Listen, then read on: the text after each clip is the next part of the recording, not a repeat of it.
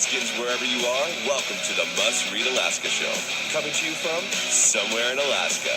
This is the place where we talk about, you guessed it, Alaska.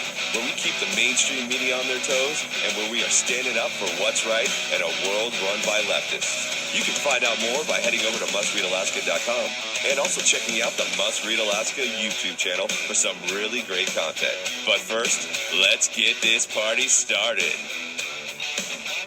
Welcome, everybody, to the Must Read Alaska Show. I'm your host, John Quick, coming to you live from somewhere in Alaska. I hope everybody's having a phenomenal weekend. I know I just got back from a trip, and when I left, I had snow everywhere around my house. When I came back, there was no snow, so I'm a happy camper. I want to thank everybody that listens, watches, and reads Must Read Alaska. If you want to help keep the lights on, just go to mustreadalaska.com, and on the right-hand side, there's a little donate button. Every $5, $10, $100 helps keep the lights on at Must Read Alaska. If you want to sponsor the #1 podcast in Alaska, just email me, John, John, at mustreadalaska.com, and I'd love to have you sponsor the Must Read Alaska Show.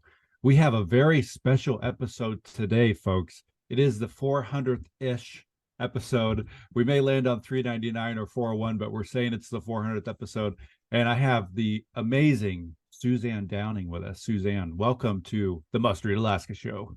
Well, it is really good to be back. I haven't been on the show for about a year, and you've been doing this phenomenal job. You've had the greatest guests, and I hope that we have a chance to talk about some of that today.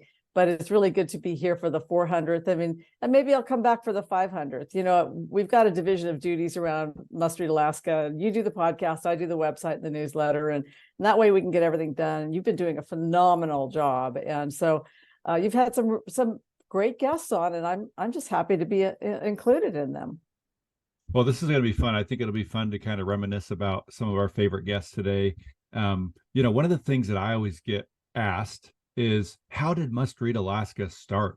And so I thought it'd be really awesome if you could kind of tell that story to folks. I'm sure you've told it, you know, many, many, many times, but we have, you know, guests from all over the U.S. who have never heard the story on how the heck this little thing turned into a big thing called Must Read Alaska started.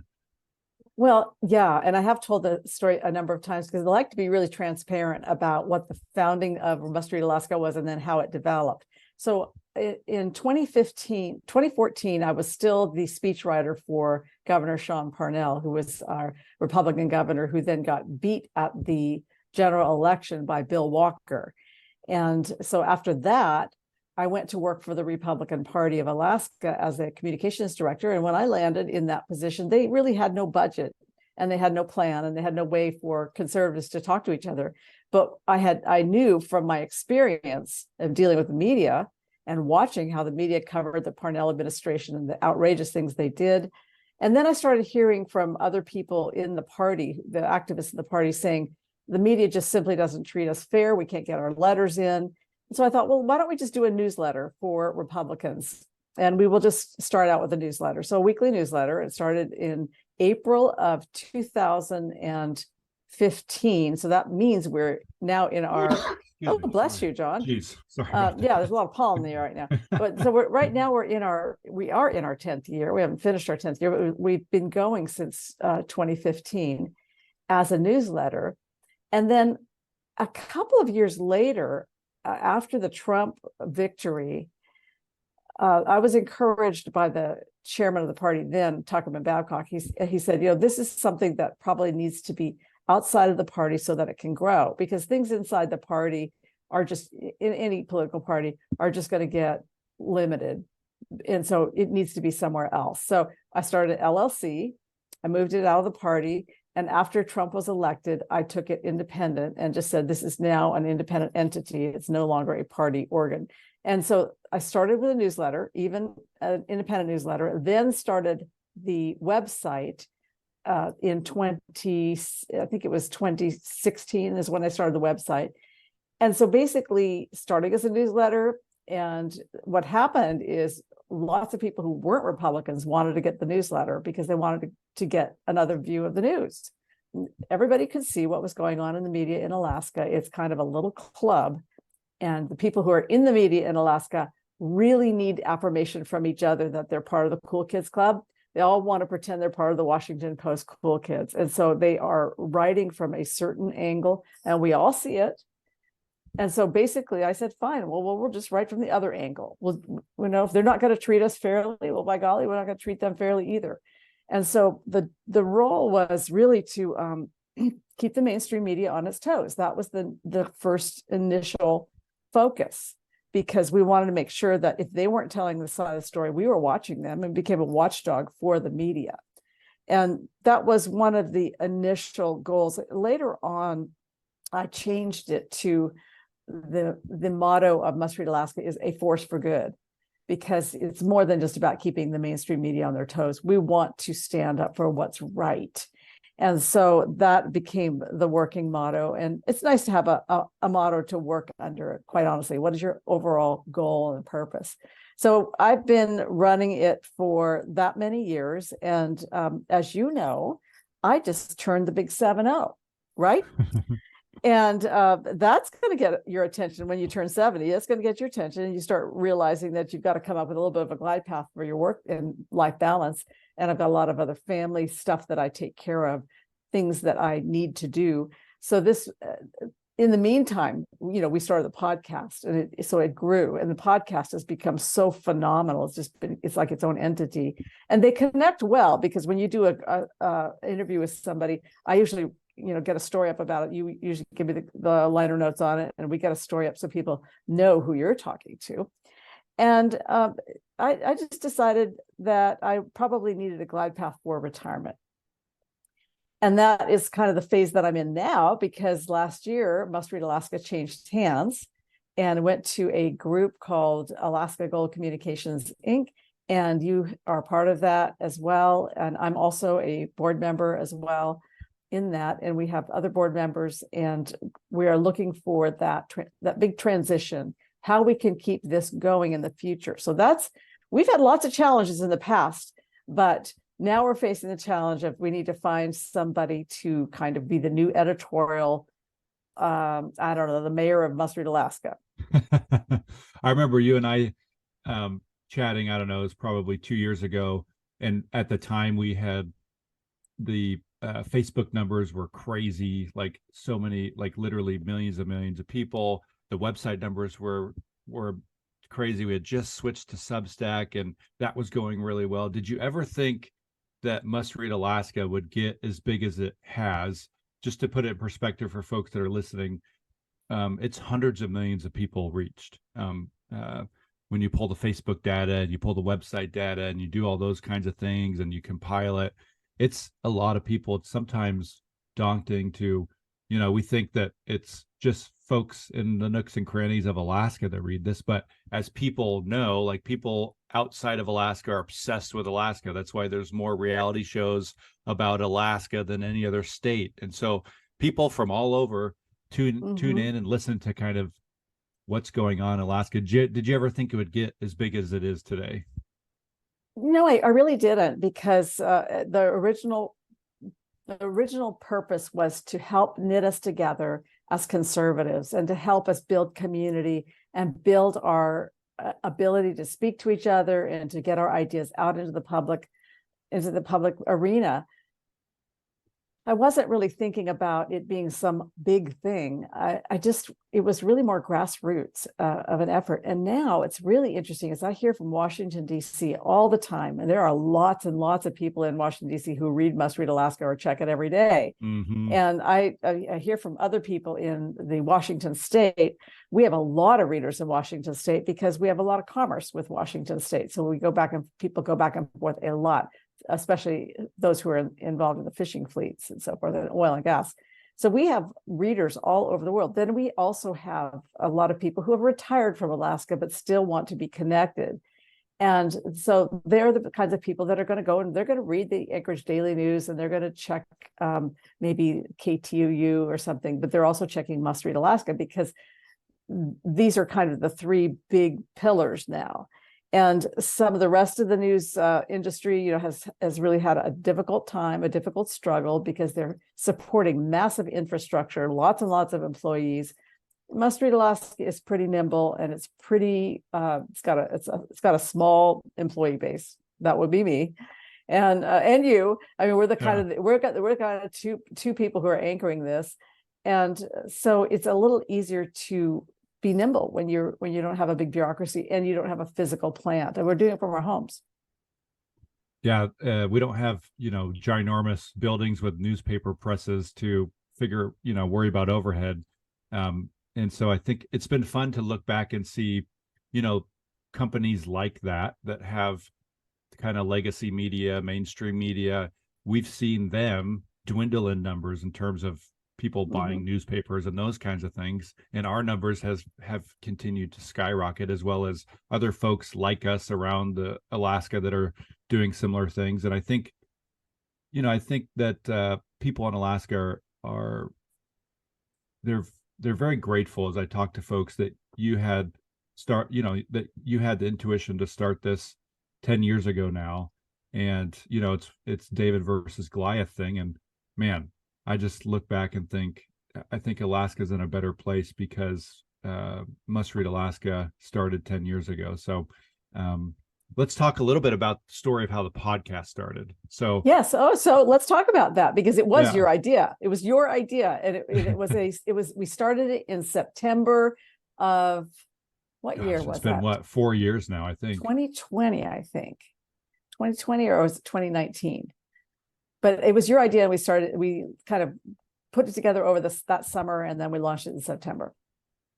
Yeah, and I think I remember both of us thinking, well, do you want to host it? No. Well, do you want to host it? No. We need to find somebody. But we ended up both co-hosting it for the first, I don't know, several months.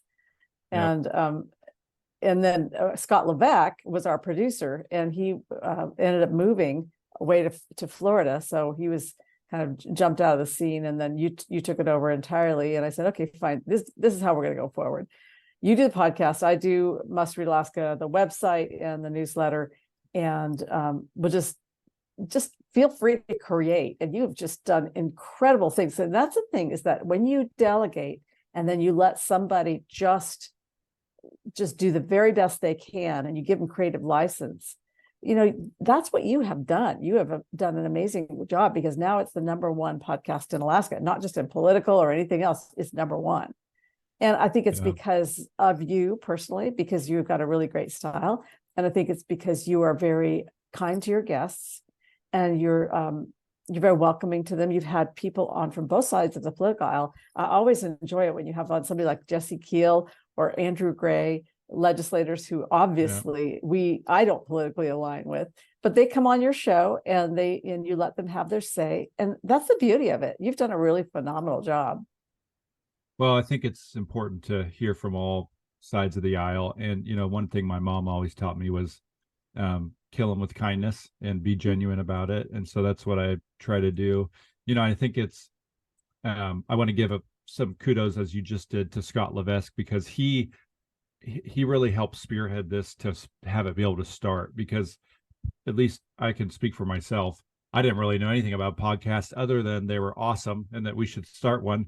And he really helped, open up all those accounts and get the voice intro. And he would also host a couple shows that he just did by himself throughout the week. And he really helped kind of pioneer this idea into going from an idea into execution. And, when he moved on with his life, which is totally fine, you and I were in the position of saying, oh gosh, well, we got to keep this thing going, and who's going to do it.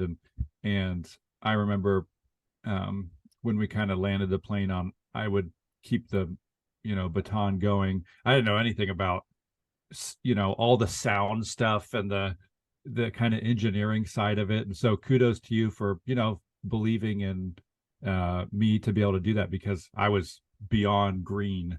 I had to I was Googling what's the easiest way to sound engineer a podcast. And I just think that that's a testament to the entrepreneurial spirit of Alaska, right? Like, let's build the plane, we're flying, and we'll figure it out. And so far it's worked. That's exactly right. So this has been a truly entrepreneurial project, because it started with nothing and no budget. And then, for me, all these years, I have supported myself well enough, but I have sacrificed a lot for it as well, because I did not have a 401k for the past 10 years. to add toward my retirement.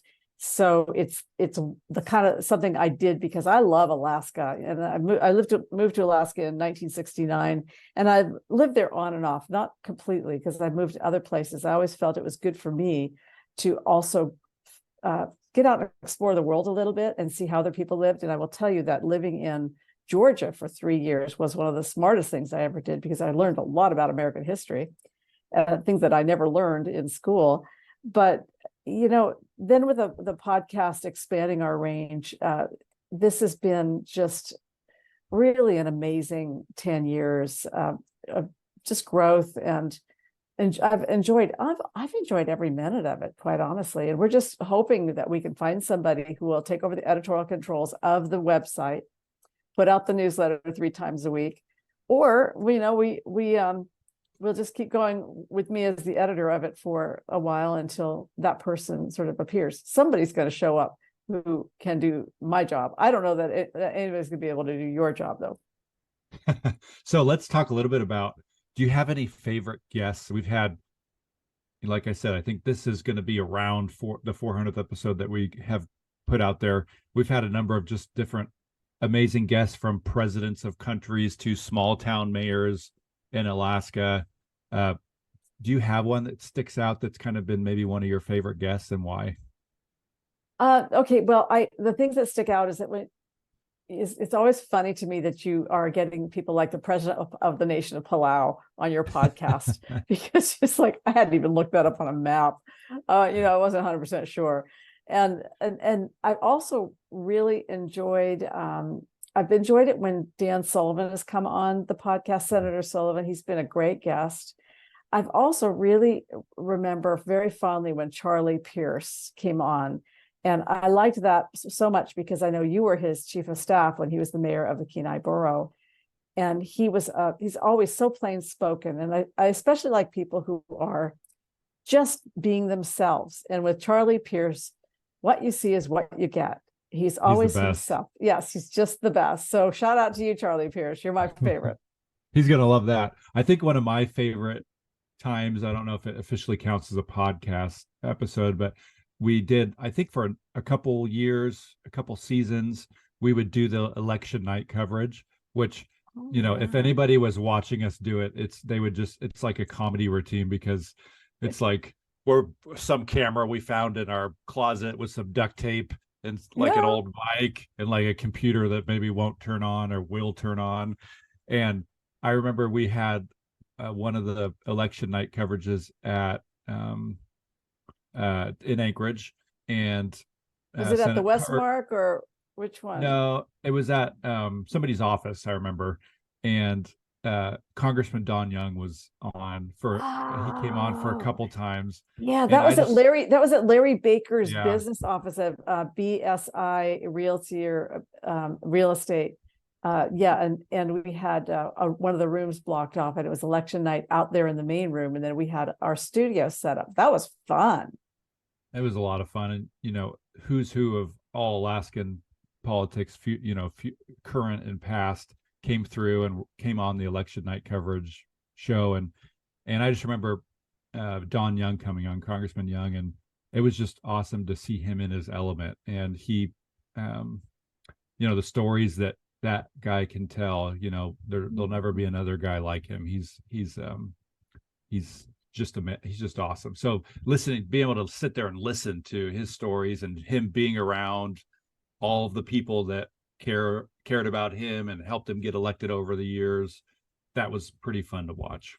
Yeah, we did. I remember we had Art Hackney on that night, and we had Josh Reback on, and people just wandered through, and we just sat them in the seat and let them talk, and it was a lot of fun. You're right. That counts as a podcast. Well, I hope you continue doing that. I hope that this year on election night in November, you're up in Anchorage and you're hosting something like that. That would be terrific.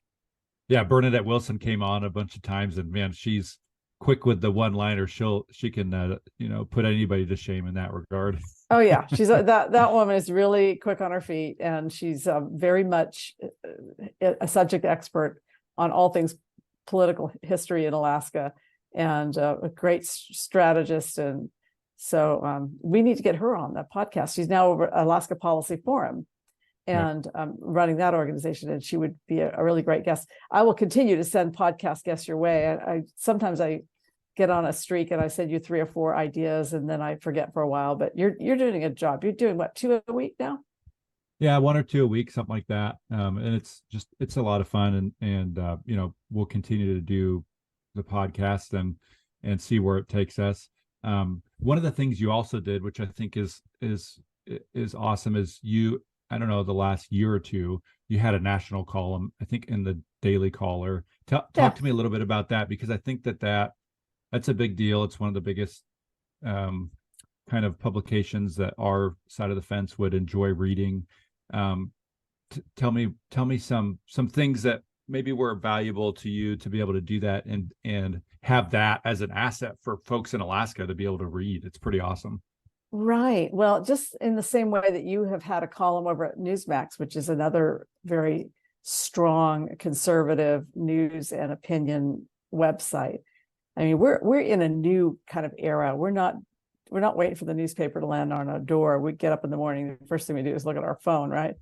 And the Daily Caller was started by Tucker Carlson, and it is just a great news and opinion web magazine newspaper every day. And it's they offered me a column of a few years ago. I mean, I was writing for them occasionally, and they asked me to write every Sunday. So I was writing every Sunday up until I think December of this last year. And then I went to Italy, and when I came back, I said, I think I'm going to be done for a while. I need to focus on getting Must Read Alaska sort of into its new era. So we need to move it into its new scenario, whatever it is. We want to keep it going. We want to keep that conservative voice. We don't want the liberal media to be able to dominate our landscape. So I need to spend time on that. And when someday I am fully retired from Must Read Alaska, I probably will pick up writing for them again, because I really enjoyed it. It was fun because I liked writing about national topics, and sometimes I wrote about Alaska topics too. And they were good to me. The Daily Caller was a really great organization to work with, and I still go there every day and read them. That's awesome. So how has the political landscape changed in Alaska to you? Because I think, when you were a speechwriter for Sean Parnell, you probably couldn't ask for a nicer boss who just, full of integrity and all that kind of stuff. And then we get, Walker, and it's like just roller coaster ride. And then Governor Dunleavy, who's awesome, but, they're throwing darts at him as quickly as they can. How have you seen the political landscape change over the years since you've been dipping your toes in the political world? Right, but it's been pretty savage this whole time. I think since I worked for Parnell, I observed how dirty some of the political events were around him. I mean, the things that happened with the quote National Guard scandal, which was, I think, a big made up thing. I'll go to my grave because I was there. I watched this unfold, and so I saw how people were treated, and then of course Walker got into office pretty much because of that, and a lot of dirty politics, and the people around Walker were all pretty much Democrats, and they wanted to tax Alaska. There's always this push to get an income tax going, or a broad-based tax, what they call it, broad-based tax. So maybe that's a statewide sales tax. And even so, back then we were flowing a lot more oil. It was over 580,000 barrels a day. We're now down to about 480,000 barrels a day, and it's not really going in the right direction for being able to keep the state going with oil alone. So of course they've redone the calculation on how we get our permanent fund dividends, and they're scraping off more and more money. And this year it's 75-25, 25% for Alaskans for their dividend, and 75% of the royalty residuals, what's available for government spending. And then of course during the Walker era, they blew up Obamacare. They actually expanded Obamacare Medicaid into Alaska, which has put a huge burden on our state going forward. There's a lot of political result from that. So the oil companies kind of left, and they've took their workers out. You know, they're going to other places now because Alaska is not as favorable to work in. We lost about 10,000 oil workers, and we gained about 4,000 healthcare workers. And the healthcare workers we gained are all essentially surrogate government workers because they're all getting paid through government transfers. And that changes the electorate entirely, especially in Anchorage. So Anchorage, you see the politics changing quite a bit. It's going from a conservative town to a liberal stronghold. And what I have seen around the world is once a city goes liberal, pretty much goes downhill and never comes back. So I'm very, very pessimistic about how we're managing things in Anchorage, because we have a different kind of voter now. And we have a lot of people who are takers and not actually providing, or not producers. People who work in mining, people who work in oil, they understand that you've got to produce things in order to have an economy. And healthcare doesn't really produce things. It just, there's a lot of money that gets transferred around from taxpayers to government and back to healthcare employees, which, you know, God bless them, they're all good people, but it's just different. So we're looking at a little bit of a different state now, John, and it's a little fragile unless we get more oil going and unless we get some mining going. Might end up being a much more liberal state than it was the one that I grew up in. Yeah, that famous article, I think by Politico, it's probably been 10 years from now, turning Alaska purple seems to be playing out in front of our eyes. It does. I think about that often. I mean, that Alaska this is how you do it. You get some policies, you change they're playing the long game. Let's just put it that way. They're playing the long game. And over the past 10 years, we have seen them be very effective in getting more Democrats, or people voting more Democrat. We still have 140,000 registered Republicans. We have a lot more people who are registered in the undeclared category, about 265,000. And we only have about 70,000 who are actual registered Democrats. But that big persuadable center is the battleground that everybody goes after, the people who are not particularly with one party or another. Across the country, we're seeing more and more people sort of get away from parties. They just feel very disillusioned about the parties themselves. And so the battleground is expanded to the United States the same way. Yeah. Well, we're 25 minutes, 30 minutes in here. Do you have any kind of last minute thoughts here before we head off? I'm sure we could probably go another 2 hours. Yeah. Well, we can do this again. Yeah, we could do it again. But, you know, I think it's been an awesome time this last, 4 years or so on the podcast. Hopefully there's another 4 years. You and I have had a phenomenal time. I want to give a shout out also to James Baisden, who was also, for a summer, he hosted, maybe 2 or 3 months worth of shows once a week. And so he was one of our other kind of co-hosts who did an awesome job. He's going to come on tomorrow, I believe, with me, and we're going to kind of do the same thing, kind of reminisce. I think that the Must Read Alaska show has been a fun project, and I want to thank you for giving me the opportunity to host this, 3 years ago or whatever, when Scott left and we kind of had a crossroads of what to do. And it's just been a phenomenal experience. But I wanted to give you the floor for any last minute thoughts on the show or Must Read before we head off. Well, thank you, John Quick. Your friendship it's incredibly important to my life, and we've had such a wonderful relationship since I think that time we met at a fundraiser down on Kenai somewhere. Yeah, and remember that? And and so we've really built something great with Must Read Alaska.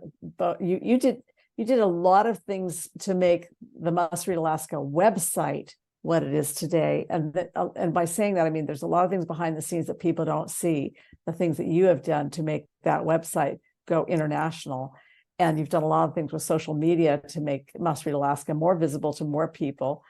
And then, of course, you've taken on the podcast entirely and grown that from a seedling all the way to the most popular podcast in Alaska. So it's really been fun to watch, and we'll just keep going. And I won't be around here forever, folks, because like I said, I turned the big 7-0 and I'm looking for a way to retire. I won't be doing this when I'm 80, I promise you. And so we got to find new talent, new people, and bring on new voices, new conservative voices to take things forward. But it's been an absolute joy. Well, folks that listen in, I want to thank you for listening, watching, or reading Must Read Alaska. We do this all for you, really. And so if you want to help keep the lights on here at Must Read Alaska, just go to mustreadalaska.com. On the right-hand side, there's a little donate button. And every $5, $10 helps keep the lights on here at Must Read Alaska. If you want to sponsor the Must Read Alaska show, which I would love for you to do, just email me, John, J-O-H-N, at mustreadalaska.com. Tomorrow, I believe we're going to have myself and James Baisden, who's a dear friend of mine, on, and we're going to kind of reminisce about some of our favorite guests again. And it's just been a great ride. And I want to thank the folks that download our show and listen to it and watch it and enjoy it. And hopefully we'll have another 400 episodes to come. But until next time, I'm John Quick from somewhere in Alaska.